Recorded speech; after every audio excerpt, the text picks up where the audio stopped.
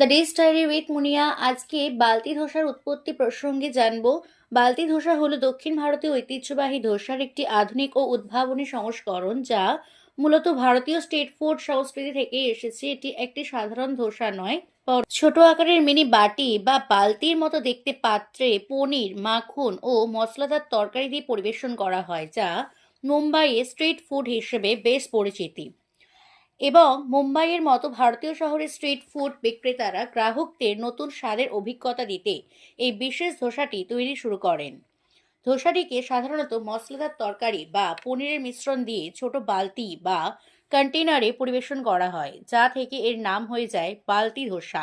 এটি মাখন, প্রচুর চিজ এবং মশলাযুক্ত তরকারির সাথে প্রস্তুত করা হয়, যা একে অন্যান্য সাধারণ ধোসার থেকে আলাদা করে। যদিও মূল ধোসার উৎপত্তি দক্ষিণ ভারতে, তবে বালতি ধোসা বা বাকেট ধোসা হলো স্ট্রিট ফুড সংস্কৃতির একটি নতুন এবং জনপ্রিয় সংস্করণ। Thank you.